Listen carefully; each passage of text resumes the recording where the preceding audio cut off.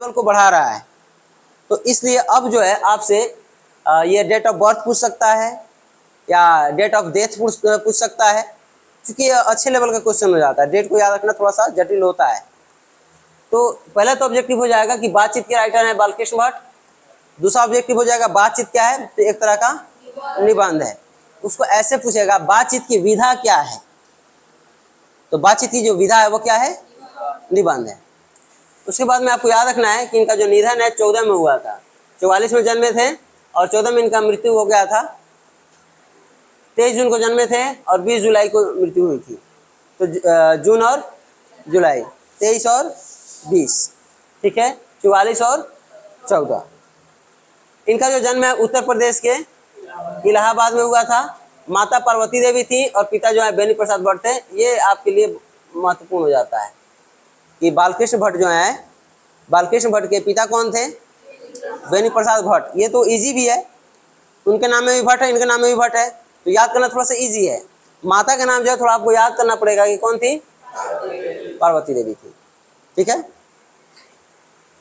उसके बाद में है पिता एक व्यापारी थे और माता एक सुसंस्कृत महिला, जिन्होंने बालकृष्ण भट्ट के जन्म मन में अध्ययन की रुचि और लालसा जगाई।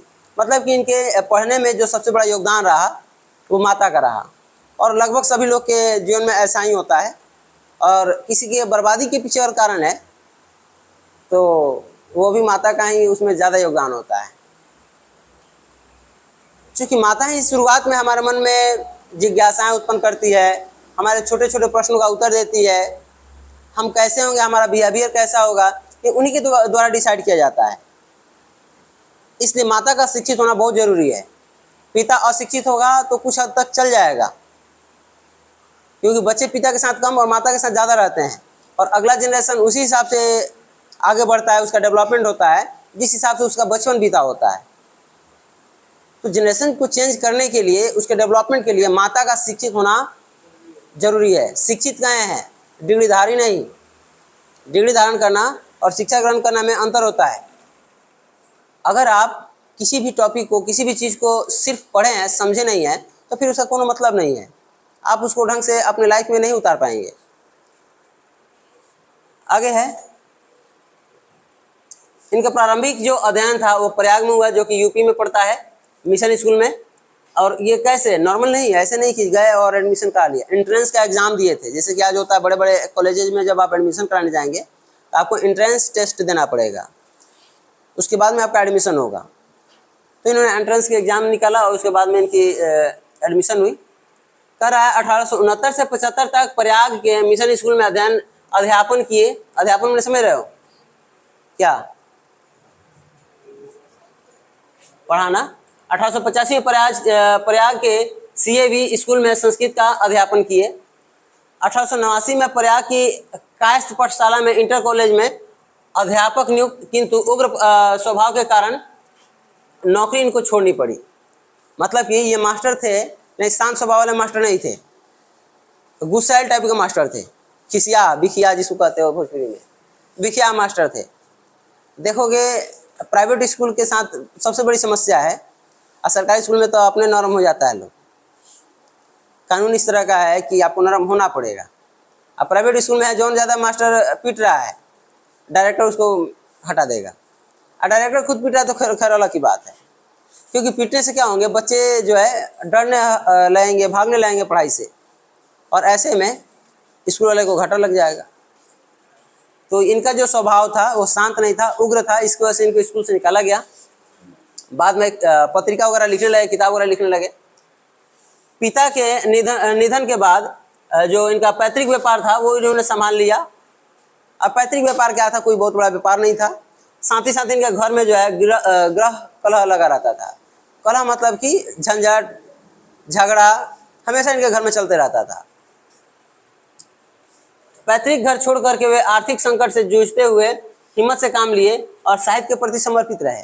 मतलब कि गरीबी खूब छाई। अब सोचो, पिता मर गए हैं, पैसे का कोई स्रोत नहीं है, छोटा मोटा काम ये चला रहे हैं, उसके साथ साथ इनके घर में कलह लग गया है।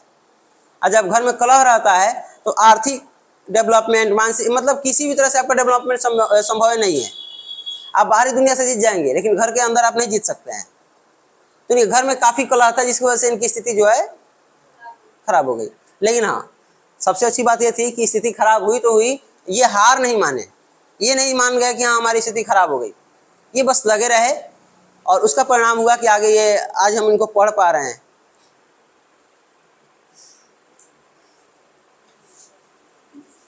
लिखा है, भारतेंदु हरिश्चंद्र की प्रेरणा से हिंदी वर्गणी सभा प्रयाग की ओर से 1877 में इनको हिंदी प्रदीप नामक मासिक पत्र निकालना मतलब इन्होंने शुरू किया। मासिक पत्र उसको कहते हैं जो महीना में एक पेपर निकलता है, साप्ताहिक पत्र उसको कहते हैं जो सप्ताह में एगो निकलता है, और दैनिक पत्र उसको कहते हैं जो डेली एगो निकलता है, जिसको इंग्लिश में डेली न्यूज़ पेपर कहते हैं। ठीक है, तो इन्होंने सप्ताह पहले क्या निकाला, मासिक पत्रिका निकाला। उसके बाद में 1886 में लाला श्रीनिवास दास के संयोगिता स्वयंवर की कठोर आलोचना की। तो संयोगिता स्वयंवर नाम की एक किताब है जिसके राइटर हैं श्रीनिवास ने लिखा संयोगिता स्वयंवर। और ये जो बालकृष्ण भट्ट जी हैं, इन्होंने उनके इस पुस्तक की, इस रचना की बड़ी ही आलोचना की। आलोचना समझते हैं, भोजपुरी में कहे तो हिनाई समझ रहे हैं, तो इन्होंने खूब हिनाई किया, भरपूर जी भर के। अभी देखोगे तो फेमस होने का एक दो जरिया हो गया है। अगर आपको फेमस होना है, फेस बनाना है सोशल मीडिया पर, आप दो काम कीजिए। अभी देश में चल रहा है हिंदू मुस्लिम, अब बीजेपी कांग्रेस, दो मुद्दा है। आप कोनो एक मुद्दा को ले लीजिए, इससे कोई मतलब नहीं आप किसी का सपोर्टर है किसके विरोधी है, कोनो एक मुद्दा उठा लीजिए। जैसे हिंदू मुस्लिम वाला मुद्दा उठा लो, और हिंदू हो तो मुसलमानों को गरियाना शुरू कर दो, मुसलमान हो तो हिंदू गरियाना शुरू कर दो, अपने फेमस हो जाओगे। तुमको 2-400 गुड़ा 2-4 हज़ार गुड़ा गरिया आएगा, फिर तुम्हारे सपोर्ट में 2-4 हज़ार गुड़ा आ जाएगा, हो गया फेमस। हाँ, लेकिन इसमें लात जूता खाने की भी संभावना पूरा है, इस बात का भी ध्यान होना चाहिए। बीजेपी कांग्रेस कर लो, मोदी को गरिया दो तो मोदी का विरोधी तुम्हारे साथ हो जाएगा, कांग्रेस को गरिया दो तो मोदी का सपोर्टर तुम्हारे साथ हो जाएगा। मतलब कुछ कोनो को पकड़ लो, बढ़ जाओगे आगे। लेकिन खतरा भी इसमें खूब है, जहां धरा गए मोदी सपोर्टर को, मोदी विरोध में बोले हो तो कुटा जाओगे, जहां कांग्रेस विरोध में बोले हो, कांग्रेस सपोर्टर को बेटा गए तो वहां कुटा जाओगे। तो संभावना है कुटाने की रहेंगी, लेकिन फेमस हो जाओगे। इन्होंने भी श्रीनिवास जी के संयोगिता स्वयंवर नाम की रचना का खूब आलोचना किया, भरपूर। और जब आलोचना की है तो जाहिर सी बात है कि मुद्दा बन गया, और इस पर जो है इनको थोड़ा बहुत ख्याति मिला।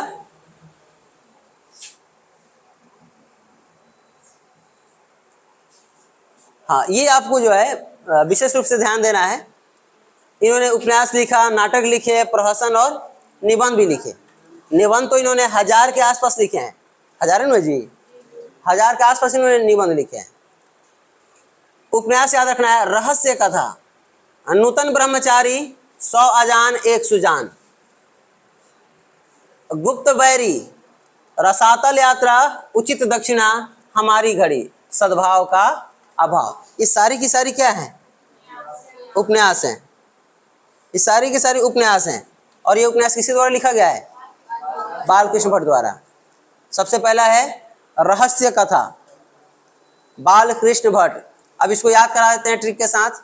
जैसे कृष्ण जी वाला सीरियल देखें आप लोग, उसमें जब वो छोटे होते हैं तो उनके अंदर कितनी रहस्य होती है, किसी को पता रहता है? कभी माँ मिट्टी खाने के लिए डांटती है, मारती है, मुंह खुलवाती है तो मुंह में ब्रह्मांड दिखने लगता है। कभी नदी में उतरते हैं तो काली नाग को बचपन में जाकर पीट पाट देते हैं। कभी राक्षसी आती है तो उसको मार देते हैं। मतलब उनके अंदर रहस्य ही रहस्य भरा था। किसके अंदर? कृष्ण के अंदर। बड़का कृष्ण की छोटका कृष्ण? छोटा को हिंदी में क्या बोलते हैं? बाल। तो बाल कृष्ण, बाल कृष्ण के अंदर क्या भरा था? रहस्य। तब बालकृष्ण भट्ट की रचना क्या है? याद रहेगा रहस्य का था। रहस्य किसमें था? ठीक है, नूतन ब्रह्मचारी। अब बताओ, बस ये थोड़े दिन खातिर ब्रह्मचारी रहे कृष्ण, नूतन ब्रह्मचारी। इन्होंने विवाह किया था कि ब्रह्मचारी थे जीवन भर हनुमान जी खानी? विवाह किए थे, तो बस थोड़ा दिन के लिए ना ब्रह्मचारी थे। तो नूतन ब्रह्मचारी कौन थे? बालकृष्ण। तो बालकृष्ण भट्ट की रचना हो जाएगा नूतन ब्रह्मचारी। 100 अजान 1 सुजान, ये तो ट्रिक्स बना बैठेगा, इसको याद कर लीजिएगा। उसके बाद में है गुप्त बैरी। गुप्त बैरी, जब कृष्ण जी छोटे थे, कृष्ण जी छोटे थे तो इनके यहाँ बहुत सारे दुश्मन आते थे इनको मारने के लिए। इनके मामा कंस द्वारा भेजा जाता था, और क्या वो देखा के आते थे मारने? भेष बदल के गुप्त रूप से आते थे। और गुप्त रूप से आते थे तो दुश्मन थे कि दोस्त थे? दुश्मन को बैरी कहते हैं कि सखा कहते हैं? बैरी कहते हैं। बैरी कैसे आते थे? दिखा के कि गुप्त रूप से? तो गुप्त आते थे कौन? गुप्त आते थे तो गुप्त बैरी, गुप्त आते थे बैरी। गुप्त बैरी किसकी रचना है? याद हो रहा है? तो सबसे पहले याद रखना है कि रहस्य भरा था जिनके कथा में। रहस्य कथा किसकी रचना है? बालकृष्ण भट्ट जी की है। दूसरा, ये नूतन ब्रह्मचारी, बस थोड़ा दिन खातिर ब्रह्मचारी थे, बाद में शादी कर लिए, कौन? बालकृष्ण भट्ट हो जाएंगे। फिर जो इनके वैरी थे वो गुप्त रूप से आते थे, किसके वैरी? बालकृष्ण के बचपन में आते थे। तो बालकृष्ण भट्ट की रचना हो जाएगी कौन सी? गुप्त बैरी। ठीक है। उसके बाद में है रसातल यात्रा, ये भी याद करा देते हैं आपको। रसातल एकदम नीचे, छोटे में जब बैट बॉल खेल रहा होता है लोग, बॉलवा से कुछ बॉलवा चल जाता है कहाँ? जमुना नदी में। तो जमुना नदी में जाते हैं निकालने जाते तो नीचे डूबते जाते तो बैठा रहता है कौन? कालिया नाग। तो कहाँ जाते हैं? नीचे नीचे नीचे और नीचे। तो उसको क्या कहते हैं बहुत नीचे को? रसातल। बहुत नीचे को कहते हैं रसातल। तो रसातल में कौन गए थे? कृष्णा जी गए थे ना। बहुत बड़का कि छोटे थे तब? छोटे थे तो क्या कहेंगे? बालकृष्ण कहेंगे। तो बालकृष्ण भट्ट कहाँ गए थे? रसातल में। रसातल किसकी रचना? बाबू ये रूल नहीं है, ये हकीकत कहानी नहीं है, ना ही हकीकत घटना है। बस हम झूठ मूठ कैसे बना करके आपको और आपके दिमाग में बस याद करवा दे रहे हैं। देखो, अगर आप सोच रहे होंगे कि हम पढ़ के बता दिए कि ये उनकी रचना है, ये उनकी रचना है, ये उनकी रचना है, तो हम ऐसा नहीं करने वाले हैं। आपको किताब में नहीं दिया है ये, तो फिर हम काहे लाएं? जब किताब में है तो फिर आप यहाँ क्यों आए? यहाँ आए हैं ताकि हम आपको याद करा दें इजी तरीके से, आपको मेहनत ना करना पड़े। अब फिर आप किताब लेके आइए कि ये किताब हम झूठ मूठ के पढ़ के सुना दें, समझा दें, तो क्या लग रहा है उससे कुछ विशेष हो गया? नहीं, विशेष तब होगा जब आपके दिमाग में डायरेक्ट अपलोड कर दिया जाए। अब हमें लग रहा है कि यहाँ से यहाँ तो अपलोड हो गया होगा, कुछ है तो डायरेक्ट 3 को रचना का नाम बता दो। खड़ा हो जाओ तुम, कोई भी 2-3 को रचना का नाम बता दो, बता देगा।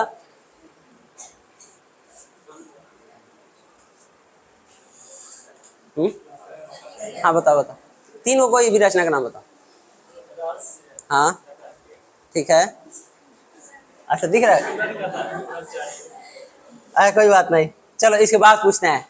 हमें लग रहा है कि याद हो गया होगा, बढ़ जाए। याद हो गया ना? अब आगे देखते हैं। थोड़ा स्लो चलेंगे लेकिन आपको घर में मेहनत ना करना पड़ेगा, डायरेक्ट यहीं पे याद कर लीजिए। उसके बाद में है उचित दक्षिणा। अब देखो ध्यान से सुनो कथा सुनो। विष्णु भगवान जो थे वो कृष्ण के अवतार में थे, और उनके यहाँ जो भी जाता था दक्षिणा मांगने, जो भी पंडित जाता था लोग दान दक्षिणा मांगने, उनको कम देते थे कि ज्यादा? ना कम ना ज्यादा। ज्यादा देते थे कहाँ से आता? तो ना कम देते थे ना ज्यादा, उचित देते थे, जितना में उनको जरूरत था, जितना में उनका काम चल जाए। तो उचित दक्षिणा कौन देता था? बालकृष्ण भट्ट। तो उचित दक्षिणा किसकी रचना है? हमारी घड़ी। अब बताओ कृष्ण किसके अवतार थे?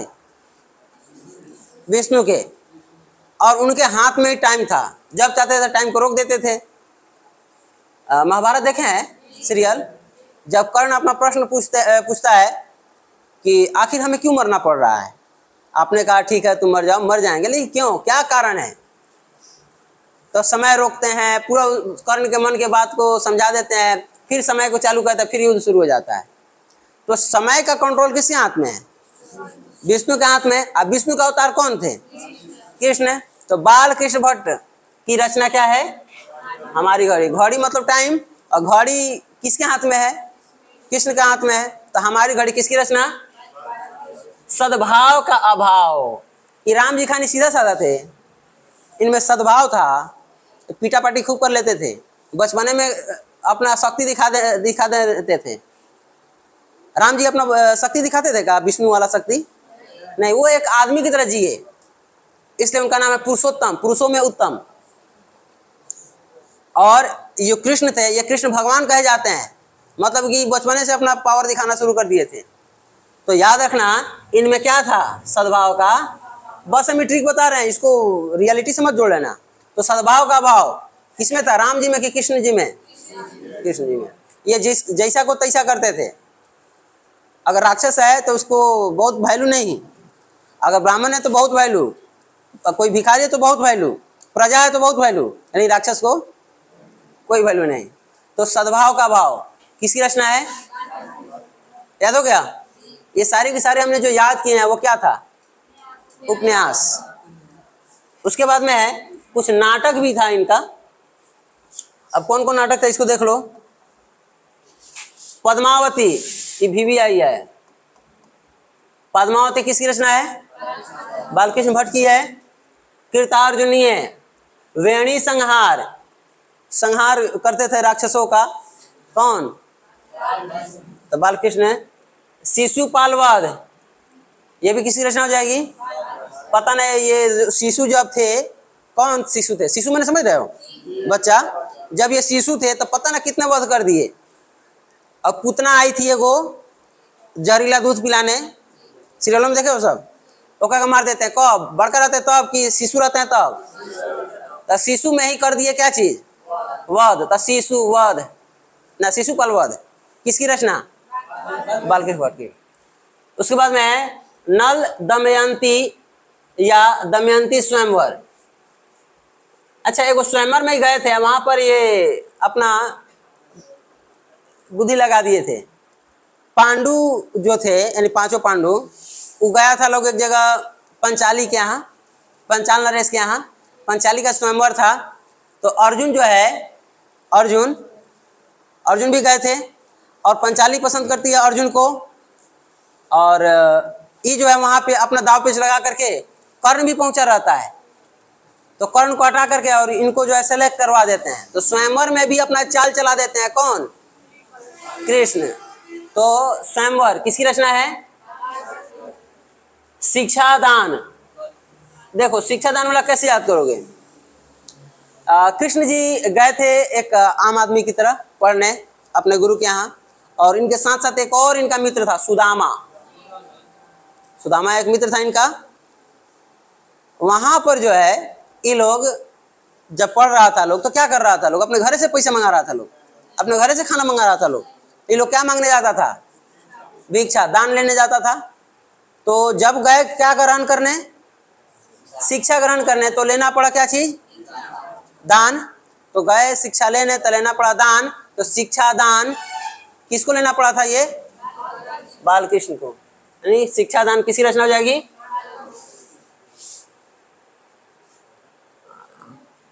सीता वनवास याद कर लीजिएगा, में राम जी मत जोड़ लीजिएगा। सीता वनवास में राम जी नहीं जोड़ लीजिएगा, राम जी की जगह पर कौन जोड़ लीजिएगा, कृष्ण। राम और कृष्ण एक ही विष्णु के अवतार थे। पतित पंचम है मेघनाथ वध। मेघनाथ का वध क्या किया था, बस कृष्ण जी का कर जाए, राम जी किए थे, राम लक्ष्मण किए थे। तो लक्ष्मण किए थे किसके साथ मिलके, राम के साथ। और राम जी भी किसके अवतार थे, विष्णु के। विष्णु का अवतार कौन थे, कृष्ण। इसलिए मेघनाथ वध किसका हो जाएगा, बालकृष्ण भट्ट का। कट्टर सुम की एक नकल, ये याद कर लेना। वृणल्ला, वृणल्ला जानते हो, वृणल्ला नहीं जानते हो, महाभारत देखे हो सब। पांडव ये लोग जब अज्ञातवास में रहता है, अज्ञातवास समझ रहे हो, कौरव कहता है कि तुम अज्ञात रहो, कोई तुमको नहीं पहचानेगा, तो इतने वर्ष बाद तुमको हम संपत्ति आधा दे देंगे। तो अज्ञातवास में रहता है लोग। तो अर्जुन जो है एक अर्धनारी का रूप धारण करते हैं, स्त्री और पुरुष वाला, मतलब शरीर तो पुरुष का है, स्वभाव अपना स्त्री वाला बना लेते हैं। अब बाल अब बांध के नहीं, खुला रखना शुरू कर देते हैं। तो उन्हीं का नाम रहता है वृणल्ला। और ब्रिनल्ला की मदद कौन कर रहा होता है? अर्जुन की सबसे बड़े मददगार कौन होते हैं? कृष्ण। हर काम में, हर स्टेप पर उनकी मदद करते हैं। कौन? कृष्ण। तब ब्रिनल्ला की मदद कौन करते हैं? ब्रिनल्ला कौन है? अर्जुन। ब्रिनल्ला है अर्जुन। अर्जुन की मदद कौन करते हैं? इसलिए ब्रिनल्ला का राइटर कौन हो जाएगा? बालकृष्ण भट्ट। इंग्लैंडेश्वरी और भारत जननी, इसको याद कर लेना। भारतवर्ष और कली, दो दूरदेशी, एक रोगी और एक वैद्य। एक रोगी और एक वैद्य। रेल का विकट खेल, जब कृष्ण बच्चे होते हैं तो छुक छुक छुक छुक करके सब लड़का लाइन से रेल वाला खेल खेलता था। तो रेल का खेल किसकी रचना है? और ऐ तो खुदे कह रहा है, कथी? बालकृष्ण भट्ट। बाल विवाह, बालकृष्ण भट्ट। इसमें से भी 5-7 याद हो गया होगा। जैसे ये देखो, वेनी संहार, बहुत लोग का संहार किए। कौन? शिशु में ही बहुत लोग को वध कर दिए। कौन? उसके बाद में स्वयंवर, कौन? कृष्ण। शिक्षा दान, दान किए थे, दान लेते थे, शिक्षा लेने गए थे। तो सीता वनवास, सीता का वनवास हुआ तो राम का, लेकिन राम भी किसके अवतार? विष्णु के, और वो भी कृष्ण थे। उसके बाद में मेघनाथ का वध किए राम, और राम मतलब कृष्ण। उसके बाद में ब्रिनल्ला, ब्रिनल्ला माने अर्जुन, अर्जुन का मदद किए कृष्ण, तो इसका भी हो जाएगा बालकृष्ण। बस इतना तक हम याद करवाएं, बाकी आपको खुद से करना होगा। बाल विवाह वाला भी याद हो जाएगा। कौन? बालकृष्ण भट्ट। है, याद करना होगा। जैसा काम वैसा, कृष्ण जी सबको मार देते थे। राक्षस को मारते थे, ब्राह्मणों को बड़ा वैल्यू देते थे, माता को प्रेम देते थे, अपने मित्रों के साथ पूरी तरह से खेलते थे, खूब टाइम देते थे। तो जैसा काम वैसा परिणाम, किसकी रचना है? नई रोशनी का विष। नई रोशनी का विष, विष किसको पिलाने आई थी? पुतना, कृष्ण को। तो नई रोशनी का विष, आचार विडंबन आदि। और कुछ अपना से थोड़ा सा एफर्ट लगाइएगा, पूरा का पूरा याद हो जाएगा।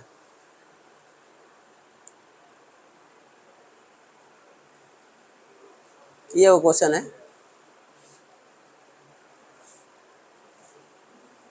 ये सब पढ़ने की जरूरत नहीं है।